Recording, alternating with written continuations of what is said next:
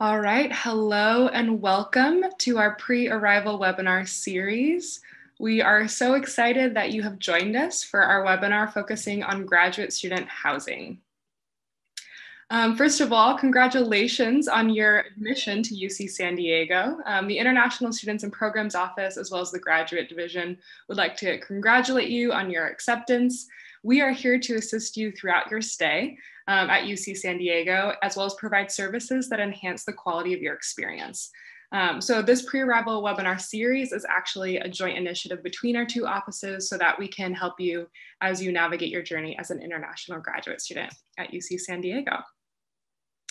My name is Grace Fuller. I'm the Manager of International Student Experience and Engagement at the International Students and Programs Office, commonly referred to as ISPO, and I will turn it over to my colleagues to go down the line and introduce themselves here today. Good morning, everyone. My name is Lisa Swid, and I am one of the International Student Advisors at the International Students and Programs Office. Hello, everyone. My name is Shauna Slabiota, and I work on professional development and retention initiatives in the Graduate Division, which includes new graduate student orientation. And I'm glad to be here today. Hello, everyone. I'm Hannah Haddad. I also work in the Grad Division alongside Shauna, specifically in student affairs.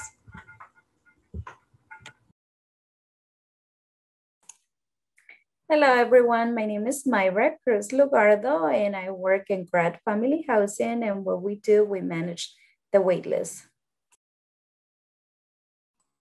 Hello, my name is Evelyn Lanihan. I also work at Grad Family Housing, and we do manage the housing waitlist for grad students and faculty and staff. Good morning, everyone. My name is Damian Ruiz. I work out of the Hub Basic Needs Center, and I work as the off-campus housing coordinator, but I also assist students in stable food and housing access. Wonderful. So as you can see, we have quite the team assembled today to hopefully answer as many questions as we can and really support you through your experience at UC San Diego. A little bit about our agenda today. So we'll do a brief overview of the International Students and Programs Office. We'll also highlight some key reminders from Graduate Admissions and Graduate Division. Then we'll turn it over to our colleagues from Housing, Dining, and Hospitality to talk about on-campus housing options, as well as Damian will talk about some off-campus housing options available to you. We'll wrap it up with some approaching deadlines and reminders, and then we'll actually set aside a key portion of today's webinar for an open Q&A for you to be able to submit your questions, and we can try to get through as many questions as we can. Some housekeeping before we begin. So you are in listen-only mode, which means you can hear us, but we cannot hear you. However, we still very much want to hear and be able to answer your questions. And so we encourage you to use the Q&A feature to submit your questions. The chat has been disabled, and so this will be the primary way through which you will enter your questions. Finally, we're also recording. So if you want to refer back to this webinar or other webinars we've hosted, you can view these webinars at iwebinars.ucsd.edu. And if you're wondering where this Q&A feature is, it should be on your Zoom menu bar, typically at the bottom of your screen. And again, this will be the primary way that you'll be able to submit your questions. You can submit your questions throughout the presentation. So feel free if something comes up at a particular slide, you can go ahead and submit those. But like I said, we will primarily answer most of these questions at the end of the presentation. All right, so let's begin. A brief introduction of ISPO. So the International Students and Programs Office, commonly referred to as ISPO, is your one-stop shop for all services and programs for international students. For example, ISPO provides immigration advising as well as non-immigration advising topics that may help you understand how to navigate your program and succeed at UC San Diego. We hope that you will come visit us through Zoom drop-in advising. We have 21 friendly faces ready to help answer your questions. And a little bit about what we do. So aside from advising and issuing immigration documents, such as your Form I-20 or Form DS-2019, we also offer events and workshops, known as programs, to support the successful transition of students to campus and student life, to enrich the academic, research, and intercultural experiences of all students at UC San Diego. Who are our international Tritons? We invite you to take a look at our fall 2020 snapshot. Today, there are nearly 9,000 international students enrolled at UC San Diego. In addition, there are about 2,000 on post-graduation employment status known as optional practical training, or OPT, or academic training known as AT. Each one of you makes a significant contribution to UC San Diego's research and educational endeavors. ISPO helps support this growing population through our services, including presentations like today. So let's get started. And with that, I'll hand it over to my colleagues from Graduate Division. Thank you, Grace. So I would like to take a moment to remind everyone to log into their accounts at gradapply.ucsd.edu to view your application portal. And in a moment, we will show a screenshot of what this page looks like so you can see the different components.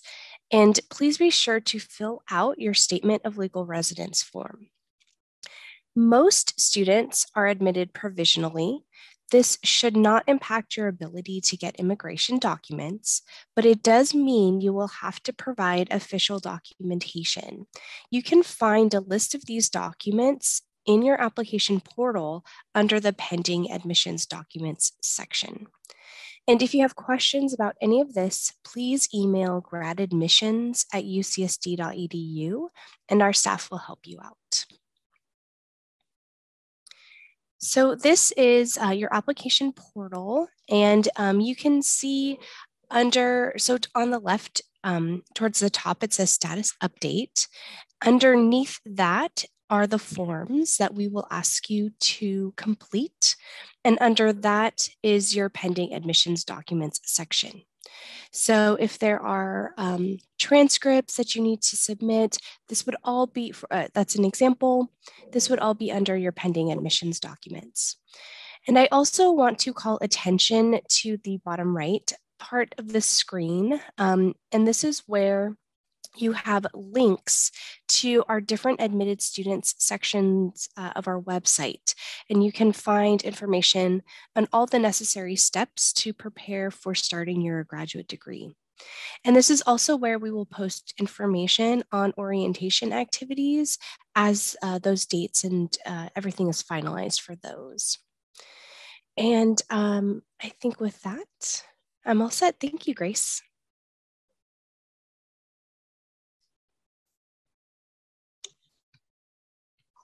Okay, and then just a quick reminder from the International Students and Programs Office to please visit our website for new students at inewstudent.ucsd.edu. And here you will be able to find all relevant information regarding how to request your immigration documents from us in order for you to apply for your visa and prepare for your arrival if you are able to do so this upcoming quarter.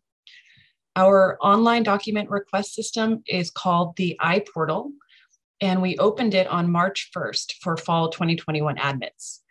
So you can begin to request your immigration documents as early as today, if you haven't already done so. So go ahead and log into iportal.ucsd.edu to submit your request for either an I-20 or a DS 2019. And that will then allow you to apply for your F1 or J1 visa in order to enter the United States.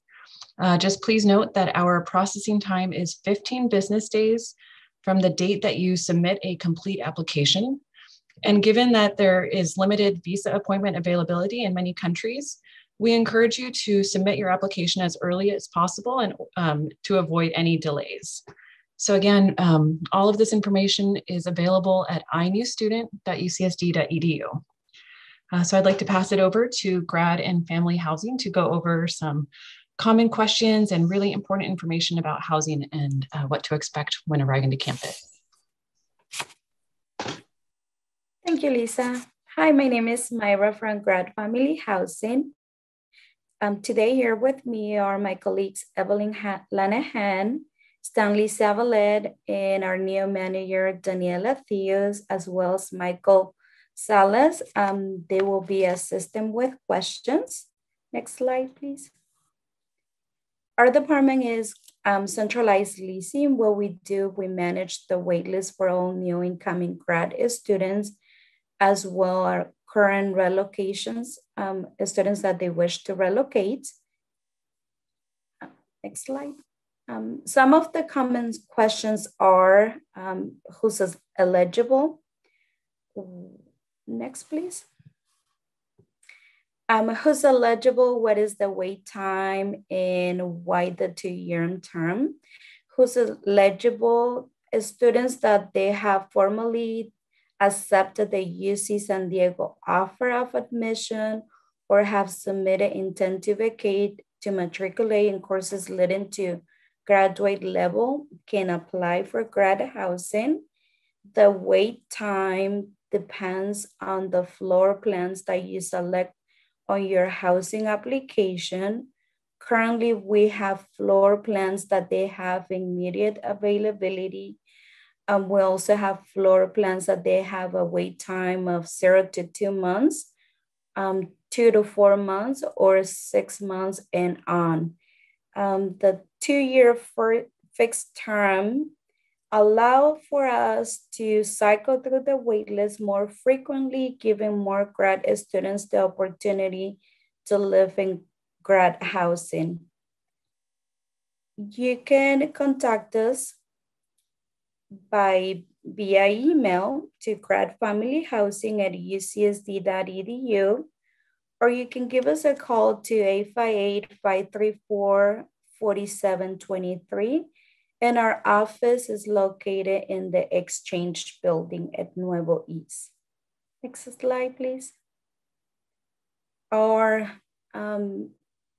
communities that we have available for grad students are Coast Apartments, One Miramar Apartments, Mesa Apartments, Mesa Nueva, and our 2 newest communities, Nuevo West and Nuevo East. We also have available for grad students for couples and families, La Joya del Sol. Next. Some of the floor plans you will see based on the communities. At Coast Apartments, we have unfurnished studios, 1-bedroom apartment, 2-bedroom apartments. At One Miramar, we only have 2-bedroom apartments. At Mesa, we have 1, 2, and 3-bedroom apartments. At Mesa Nueva, we have studios, furnished studios. We have 1, 2, and 3-bedroom apartments. In Nuevo West, we have furnished studios, 2, 4, and 6-bedroom apartments. At Nuevo East, we have unfurnished 1, 2, 3, and 4-bedroom apartments. And La Joya del Sol, we have unfurnished 1, 2, 2x1 and 2x2 bedrooms apartments. Next slide, please. You will see this floor plan that we have right now available, and we have a good amount of inventory in Mesa Nueva studios. The studios are fully furnished. All utilities are included in the rent, and also parking is included. Next slide, please. We also have inventory for Mesa Nueva 2 bedrooms and 3 bedrooms apartments. Now you're seeing a floor plan for Nuevo West 4 bedrooms and 2 bathrooms apartments. All utilities are included and they're furnished. And now you're seeing the 6 bedrooms and 3 bedrooms apartment. They have 2 floor levels. On the lower level, they have 2 bedrooms, and on the upper level, there's 4 bedrooms. And we also have inventory for Nuevo East, the 1 bedroom apartment. We also have 3 bedrooms and a 2 bath and a 4 bedroom and 2 bath apartments available. For Nuevo East, they come unfurnished and includes all utilities. Next, you will see some photos of our new communities, how they look from the inside and the outside.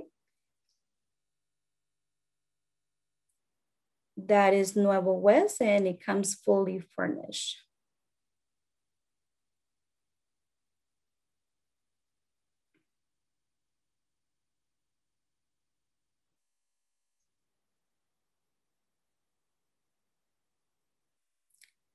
And that is the map for our communities. All our communities are close each other. We have Nuevo West, Mesa Nueva, Nuevo East, One Miramar, and the Old Mesa. Our communities connect through a pedestrian bridge to main campus. So we're only 20 minutes away from by walking from main campus. Okay, our offer process. Our offer process is very easy and simple. First, you will need to complete your housing application. On your housing application, we only ask for general information like your marital status, if you're coming as a single couple or family. We'll also ask you 3 of your housing preferences based on the communities that we have and your desired housing date. Once your name comes up on the wait list, we will send you your first offer. If you accept your first offer, we will assign you the space, but if you refuse, your application is going to go back to the wait list for a second offer. On your second offer, if you accept the offer, we will assign you the space. But if you refuse your second offer at this point, your application will be removed from the wait list and you will have to reapply. After each offer, you have 48 hours to submit your decision to either accept or refuse the offer. After accepting the offer, we will send you the rental agreement and you have 24 hours to sign the rental agreement. And after the rental agreement signature, you will get roommate information and you will have to complete an online moving orientation. All right, so now that's it for us and we'll respond to questions. The chat. We're actually going to save questions until the end. And now I invite Damian to talk a little bit about off-campus housing resources. Thank you, Grace. As I mentioned earlier, my name is Damian Ruiz. I'm the off-campus housing coordinator. I work also out of the Basic Needs Center, so my role is a little bit split between the two things, but I'll be happy to go over some off-campus housing resources and some information that is hopefully helpful to you all as you make your way here to UC San Diego. Next slide, please. Great. So one of the first things that I want to recommend for looking for off-campus housing is our actual off-campus housing website. So UC San Diego has an off-campus housing website that has property listings, roommate listings, and off-campus housing resources that will help you in your overall search. The way you access this is just go to the link here, offcampushousing.ucsd.edu. And then from there, you're going to be asked for your login credentials that you were assigned with the university. So this helps us keep the website a little safer from whether it's scamming or those sort of things. So by using login credentials, we can make the process a little better.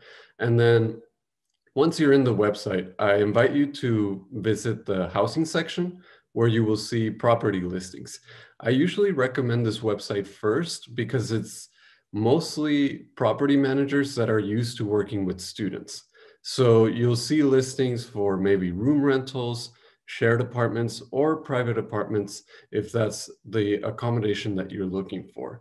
And I also recommend checking in frequently. I see postings pretty much weekly that are posted, and then there's a good revolving door of postings that will be available to you all.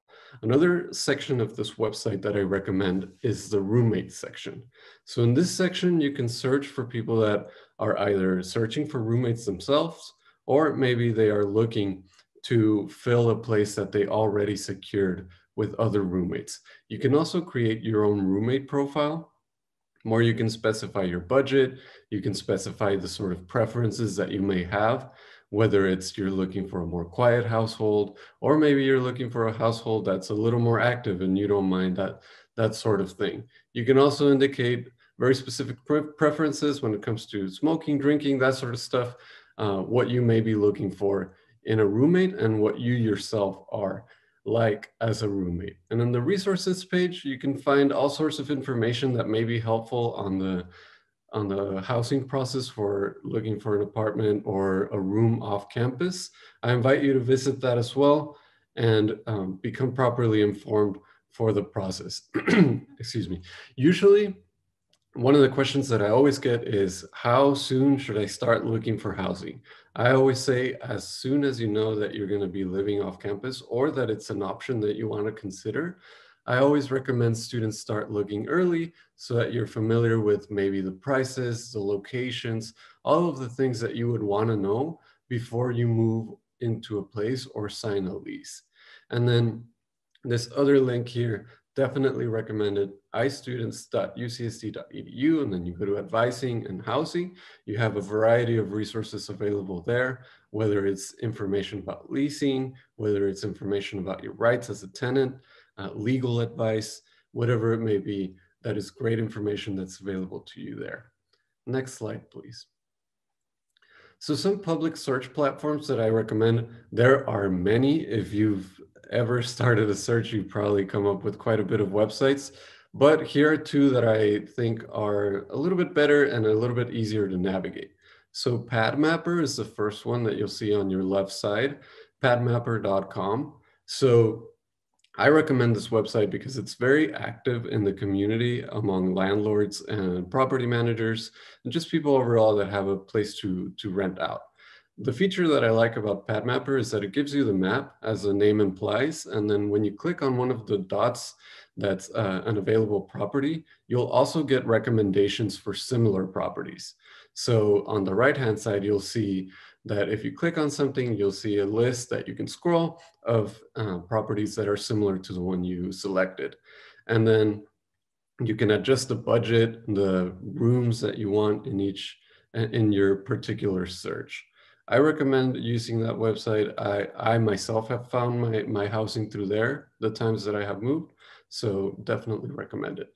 And then another one I recommend is Spare Room. This one's specific for shared apartment rentals, but it's very budget friendly. So if you're looking to maybe live in a specific area, but don't want to pay the whole rent for the whole place for yourself, you can look to split it with somebody. So this is, again, not university managed, but it's a great place to find whether it's a room rental, a shared apartment. You may have access to the whole apartment, or you may have access only to the room, but that really creates more flexibility with the budget. And again, both of these websites great for public search platforms, not UCSD managed, but really great way to start your search. And I know you probably have quite a few questions about the process and everything. Again, I invite you to visit the two websites that we mentioned before in the resources pages. And if anything else comes up and you need to have a consultation where it'd be helpful to talk to somebody, don't hesitate to reach out to myself or the Basic Needs Center so that you can get connected to me, and I'd be happy to have a conversation with you. And from here, I'll just look to the questions that are in the chat and look to answer them, whether it's typed or later on when we have a chance to answer questions. Thank you so much. Thank you. All right, so some important deadlines and reminders. So as my colleague Lisa mentioned, iPortal is open, so you can begin requesting your visa documents now. And to do that, you just go to iportal.ucsd.edu. Additionally, you can also apply for housing now. So like Damian said, in some ways, it's never too early to start looking for housing. As soon as you know that you will be attending UC San Diego, we recommend starting that process. So if you are interested in on-campus housing, we encourage you to visit hdh.ucsd.edu. And then specific for graduate and family housing, we have that link listed there as well. A preview into some of the next upcoming webinars. So on April 7th, we'll talk about applying for your US visa. Additionally, on April 14th, we have our colleagues from Student Health to join us and discuss immunization and insurance requirements as an international graduate student at UC San Diego. And then finally, we will have new international student orientation in September of 2021. And to find out more information about that, you can go to iorientation.ucsd.edu. And then here is a list of kind of the upcoming webinars we have. So like I mentioned, the visa and student health. We will also have a webinar on April 22nd talking about SEVIS transfers. So if you are transferring your record. Additionally, on April 28th, we'll discuss TA-ships and TOEFL requirements, if that's something you're interested in as an international graduate student. On May 12th, we'll discuss campus safety. And on May 14th, we'll discuss student life and getting involved on campus. And like I mentioned before, all of these webinars will be recorded and posted at iwebinars.ucsd.edu. So around 2 or 3 weeks post the webinar, the hyperlink should switch to the recording of the webinar instead of the Zoom registration link. And now we have reached the end of our presentation. So we'll dedicate, like I said, a fair amount of time to answering your questions via the Q&A. So I can see there's already a good number of questions there. So I encourage you to continue to submit those questions and we will begin. So our first question, Shauna from Graduate Division, it looks like this is for you. So Shauna, one question we have here is, when is the last date to submit the degree certificate and transcripts? Yes, thank you, Grace. So if you have pending admissions documents, we do ask that you submit those as soon as possible. So if you're able to send them during the summer to campus, we do have staff members who are processing documentation that are physically in our offices right now and will be all throughout summer. However, if you choose to bring your documentation with you when you come to the US, if you're coming to the US in the fall, then you can also bring your documentation then. But just because it gets very busy with processing all the documents as we approach fall, it's best to get them in as early as you can. Awesome, thanks. Damian, this next question is for you. So the question reads, some off-campus rentals require good credit scores. What advice do you have for navigating that as an international student? Thank you. Oh my goodness, that is definitely something that is tough and something that the system is, I'll be completely honest here, the system is tough in housing and not necessarily always set up to be on the side of tenants. But some things you can do as a student is I recommend starting with the off-campus housing website, as I mentioned, just because the off-campus housing website is usually, there's quite a bit of property managers there that are used to working with students.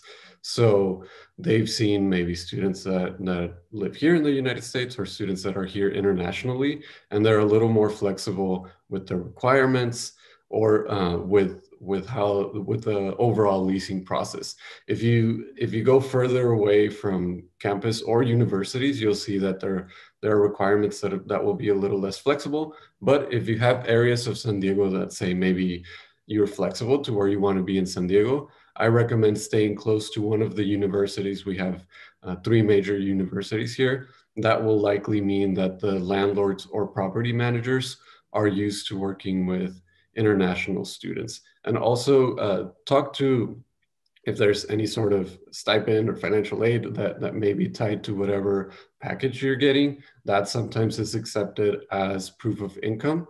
So that could be helpful as well. That's great advice. Thank you.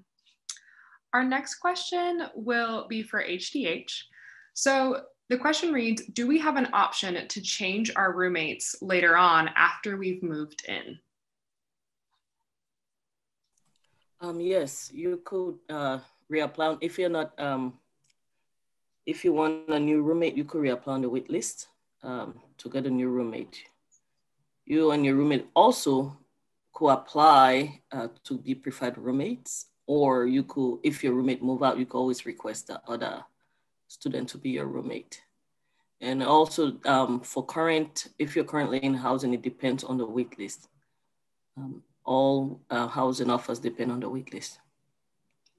Great, thank you. All right, another question for HDH. So is there any preference order, like families preferred or international or domestic students preferred, in certain scenarios beyond the bounds of the waitlist mechanism, given these groups might have certain limitations with off-campus housing? Yes, I forgot to mention the families, they have priority on our waitlist. If you are a family, you will get priority. Please keep in mind that we also have other families that they need housing. So being flexible on your move-in date, your floor plans that you wish to live, it will be very helpful. Thank you. All right, our next question reads, again, another question for HDH. Can we move in after the date we are offered? And how much time can be exceeded from the offered move-in date and the time we actually move in? Additionally, if I change my move-in date, will it jeopardize my chances of getting a housing offer? Yes, you could move in after your rental agreement starts. However, you'll start paying rent on the date your rental agreement starts. We preferably not more than 2 weeks after your rental agreement starts, you should move in. And also, what was the other question? I'm sorry. If I change my move-in date, will it jeopardize my chances of getting a housing offer? No, it wouldn't. What actually affect your wait time will be apartment availability, but changing your date will not jeopardize your chances to get housing. So for instance, if you want June, when we have a lot of availabilities, great. But if you change it to September, then that could affect your wait time. Or if you change it to August, September, when everybody wants to move in, then that could affect you. But if you have it in June or July, there's a great chance of having housing offer. All right, I believe this next question is for Graduate Division, but anyone, feel free to jump in. So this is a follow-up question. If they were to require proof of income, how can a student obtain proof of the stipend as a form of income?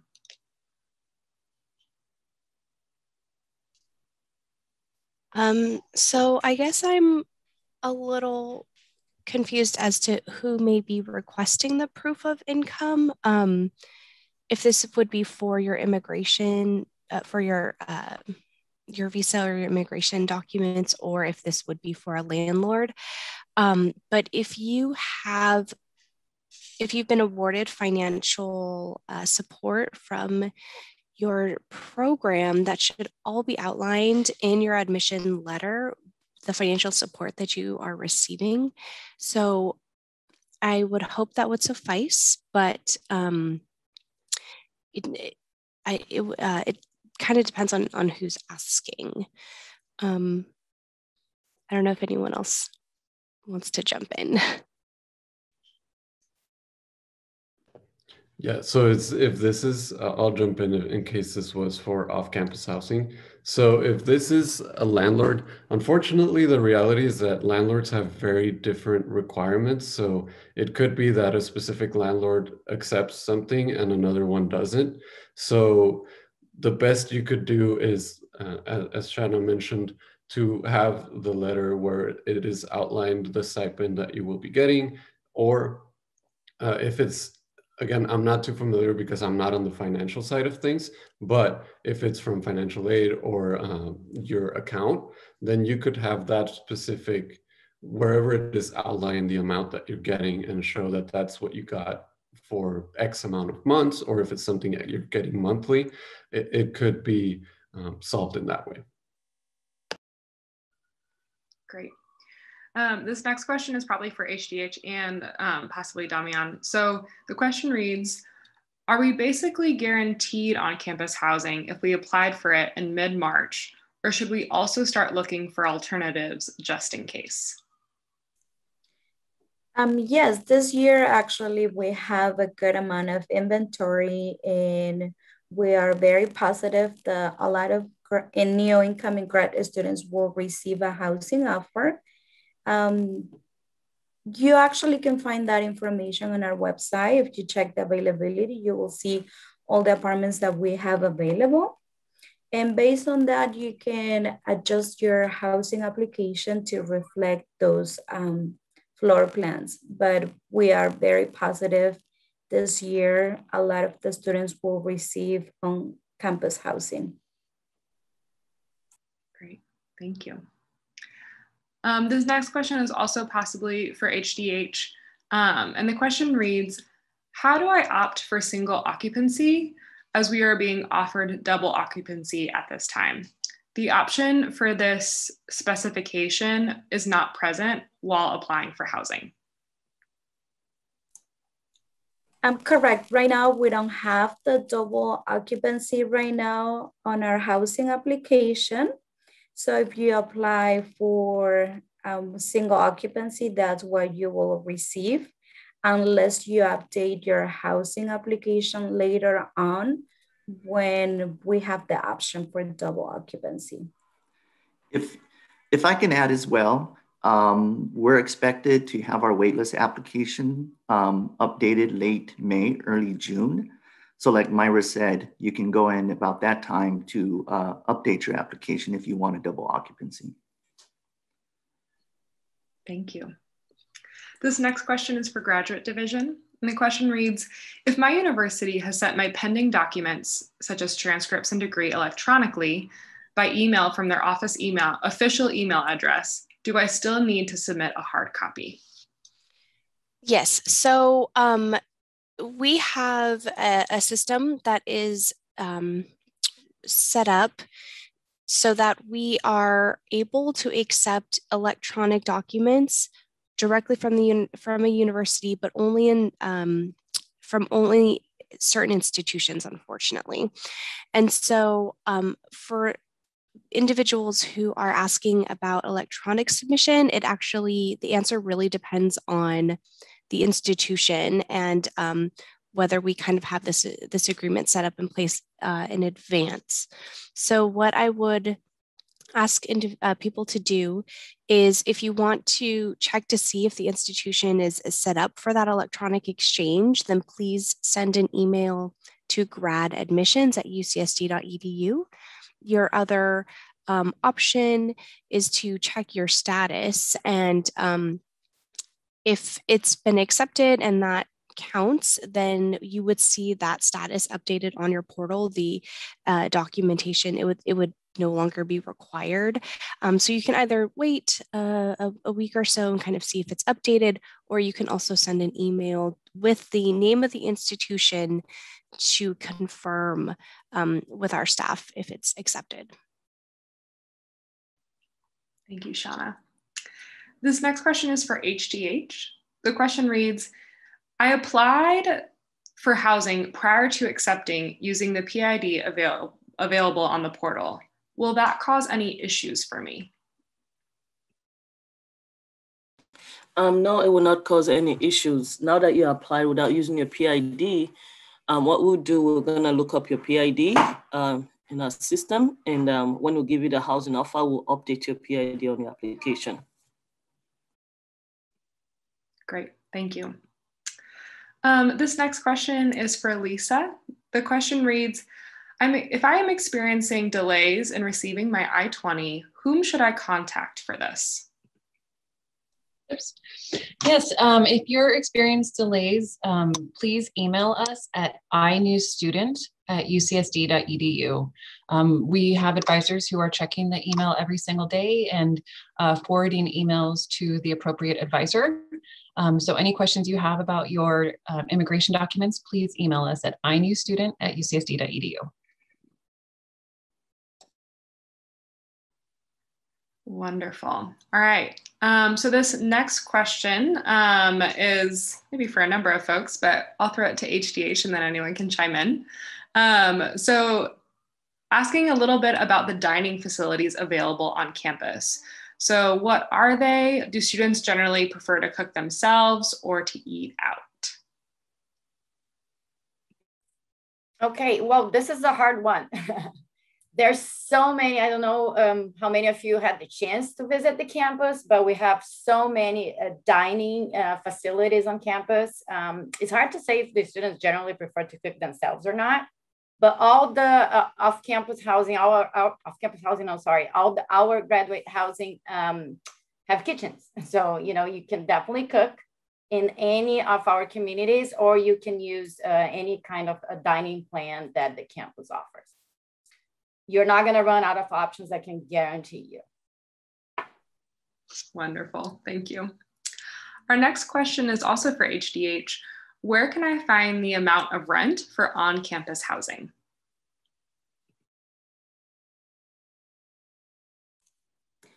We have that information on our website. If you visit our website, you will click on each community, and on the bottom, it will also show the floor plan and the rental rate. Great, thank you. Another question for HDH.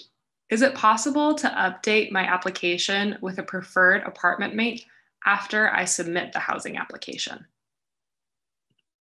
Yes, you could update your application with a preferred roommate anytime. As long as you have an active application, yes, you could do that.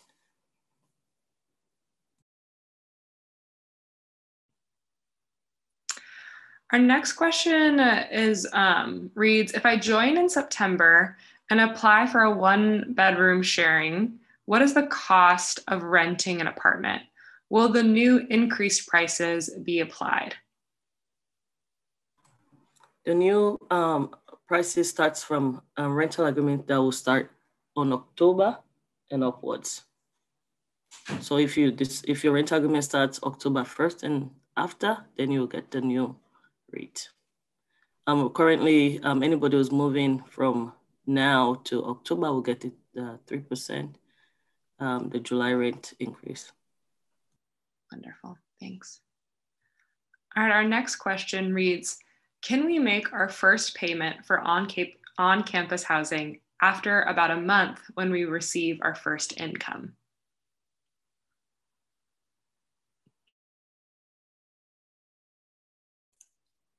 Michael, do you want to respond to this question, please?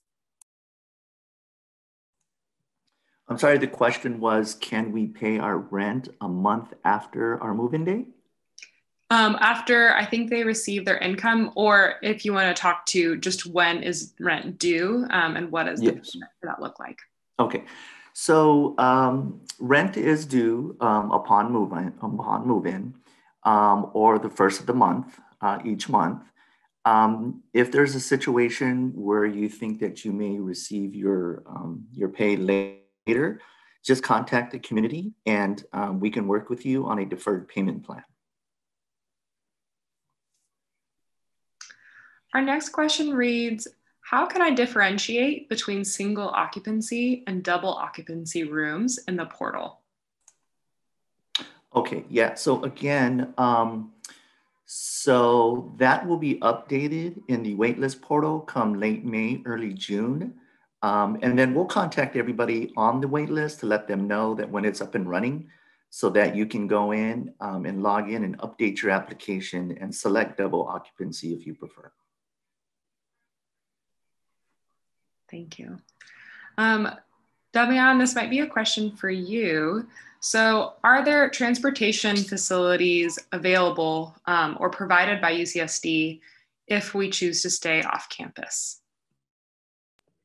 So that will depend on your distance from campus. One of the things that we do have that's great is the grocery shuttle that can be accessed from campus, and it does a loop to help access grocery stores. In terms of set routes by apartments, it not from the university. Usually those are by the city, but there are some that are accessible. And if I may, I accidentally clicked that I had answered a question, but I had not, that I requested to answer live. So I'll just answer that one as well. So somebody asked, by when should you start looking for an off-campus apartment?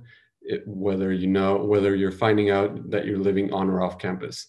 I would say right now. Right now is the best time to look, because if you're considering it, you might as well look for the rates that you should expect to pay, and then the requirements that certain properties will have. So I always say, if you're considering it, there's no harm in looking.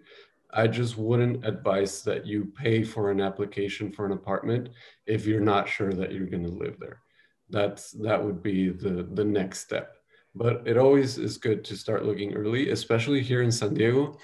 Think of looking for housing as applying for a job. Many people will apply for the same property. You will all be screened, and then in the end, someone will be selected. If I can add to that too, what Damian had shared is the great thing about our housing application, to apply, there's no fee, there's no application fee, there's no penalty if you want to cancel your application.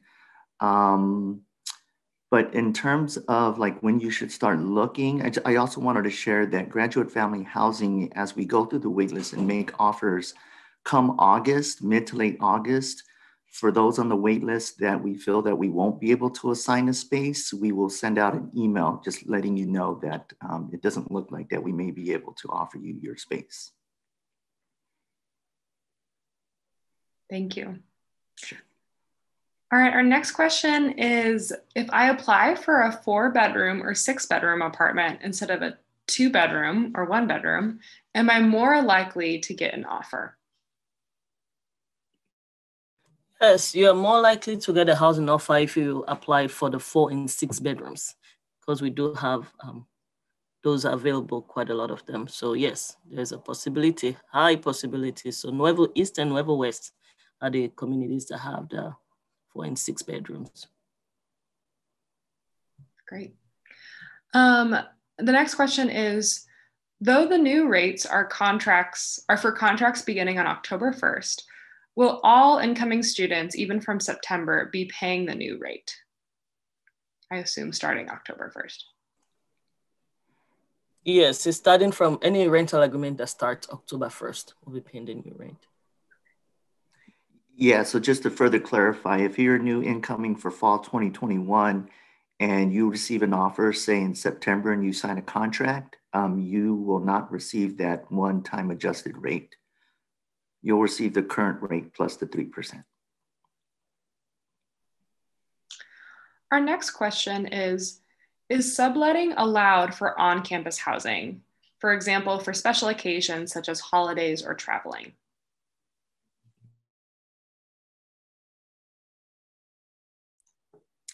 Yes, you can sublease your space, especially a lot of the students do it during the summer, as long as you sublease it to another grad student, eligible grad student. Can I just clarify that? So in the summer, you could sublease to also anybody who's affiliated with the university, grad student or anybody who's affiliated, but no undergrads. Thank you. Our next question is, what are the kitchen furnishings or appliances provided as a part of the grad housing apartments? The appliances are refrigerator, stove, no microwave, a refrigerator, stove, and that's about it. Yeah.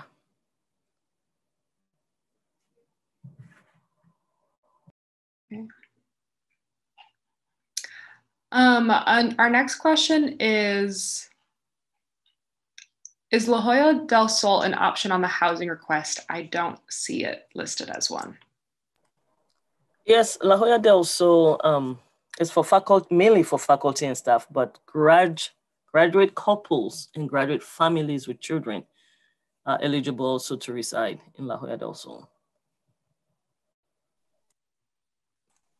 Great. Yeah, so it probably wasn't an option if you indicated that you were a single student. Thanks for that clarification. Our next question is, how can we connect with other students looking for on-campus housing to find roommates?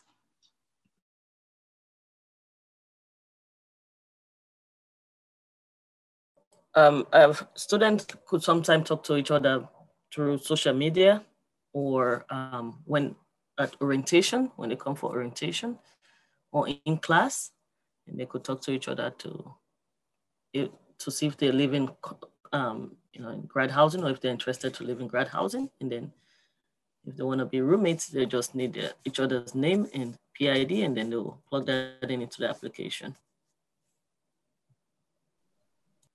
As a follow-up to that, if students are interested in sharing an apartment due to cost, but don't necessarily know other students, is it possible for them to get assigned a roommate? Yes, we do assign them a roommate. If they want to live in a shared apartment, yes, we assign them the same gender. And if you want to be assigned a different gender, that's great, we could do that as well. Thanks. Thank you. All right, our next question is, does it make a difference if we include a roommate in our housing application? If yes, positively or negatively? It's positive because if we get to your name on the wait list and we see that you have a preferred roommate, if we don't have housing for you and your preferred roommate, we'll still issue you an offer, we'll issue you a courtesy offer. And if you could ask us why we didn't give you something with your preferred roommate, and we'll inform you that we do not have housing currently for you and your preferred roommate. Now, you could choose to wait for you and your preferred roommate, or you could choose to move in, accept the offer without your preferred roommate. So it doesn't affect you really, but it's, yeah, you could put your preferred roommate in, no worries. Great. Our next question is there an RA job or an RA job for graduate housing at UC San Diego? There is a CA job, community assistant. And I believe, Michael, do you want to add? Can you please add more information? Yeah, yes, like Evelyn said, it's a CA position as a community assistant for grad students. I believe there's a stipend and adjustment in the rent for those who are CAs. And it's handled through our residential success and development program. And what they do is they usually a few times a year, when based on need, they'll put a posting out to the grad students for recruitment. Great, thank you. Our next question reads, where can I change my application? And do I need to install Duo to access my application? You could update your application on the housing website where you went to apply with your single sign-on. Yes, you will be required to do the two-step login, the Duo, to access your application. Our next question reads, how can I check my position on the wait list? Is there a way to check that? Yes, you can send us an email to Grad Family Housing, and we can check your housing application and give you your position on the wait list. Wonderful, thank you. Our next question reads, will there be quarantine requirements after reaching the US or the campus? Well, right now we follow campus protocol. So if you're arriving, it is required that you do your COVID testing within 24 hours of your arrival. If you need to quarantine, if you're in a single space, like say maybe a studio or a 1-bedroom apartment, you can quarantine in place. Excuse me. If the situation requires the isolation housing, you would contact us and we could make arrangements for on-campus housing.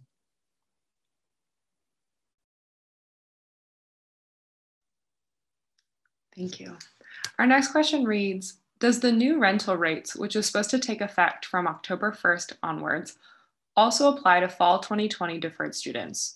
Or is it a 3% annual increase after October 1st for deferred students?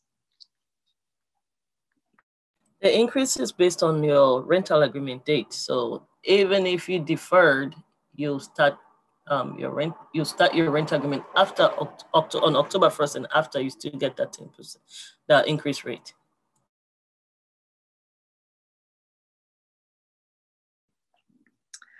Our next question reads, does enrolling in classes increase the chances of receiving an on-campus housing offer? I have applied for housing, but I am not yet enrolled in classes because I'll be joining UCSD in the fall. No, we'll just confirm with you. We'll send you an email confirmation if you're gonna be a full-time grad student. You don't have to be enrolled now. We know when you come in fall, you're gonna be enrolled. So as long as you confirm via email that you'll be a full-time grad student, then we'll be good to go. Our next question is there a automatic payment option available where we can set up a monthly automatic rent deduction to avoid defaulting?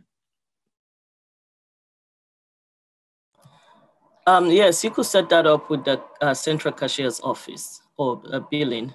Yes, you could, I believe, through your bank, they could pay automatically to your student account. All right, just an FYI, we have a few more minutes, so we're going to try to get through as many questions as we can in these next 3 minutes. But like I said, if we don't answer any of your questions today, we do encourage you to reach out to Housing, Dining, and Hospitality, HDH. You can reach out to our office via icontact.ucsd.edu, but we will try to answer some more. All right, our next question is, if we apply for double occupancy and there is no roommate available, do I pay for shared occupancy and have the whole room to myself? Is my waitlist application canceled? What happens? So if you're under the double occupancy option, and you're paying the half rate,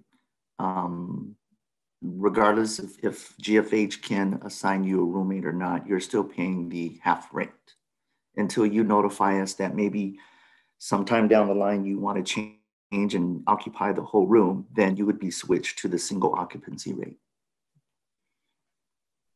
Great, thank you. Our next question is, are parks, gyms, et cetera, open in on-campus housing? If not, are they expected to open come fall 2021? Currently, those facilities aren't open, with the exception of some limited access to the pool areas at Mesa Nueva, and that's through reservations with the rec center. But we do expect come fall to be open. This next question is for Damian. So the question reads, looking at the sites mentioned, in general, off-campus housing is a cheaper option compared to on-campus housing, or is the pricing almost the same? Yeah, so as usual with my answer, it's just because off-campus housing is so varied. It'll depend on what you're looking for. So having lived on campus myself and also off campus, I can tell you, you can find some things that may be a little bit cheaper and some things that may be a little bit more expensive. I can give some examples if that's helpful. So one of the things is, if you're looking for room rentals in the community off campus, sometimes those can be a little bit cheaper. But with that said, it could be that there's restricted access to the whole home. So maybe you only have access to the room and not really the kitchen and the living room. Or it could be like, if you're looking for other areas a little bit further from campus, it could be that the rates are a little bit less if you're sharing with someone, or maybe even if you found a studio. But then it depends on you whether you want to commute. Will you have a vehicle once you're here? So it really depends on location and the type of accommodation that you're looking for. And then we might end with this question. I think Shauna is going to answer it. So the question reads, do I have to be physically present on the move-in date mentioned in the application? What happens if I get delayed a week from the move-in date? I was hoping to have our colleagues at HDH answer that one. I figured it was a question that perhaps more than one person might be wondering about. Yeah, that's a great question, and it happens all the time. So the rental agreement start date is a start date, meaning that's when your rent is going to start, regardless if you move in a day or two or even a week later. As part of you're signing your rental agreement, afterwards you'll receive a link for an orientation from the community, basically explaining all that, and then asking you to kind of let us know when you expect to move in so that we can make sure that we have keys and everything ready for you.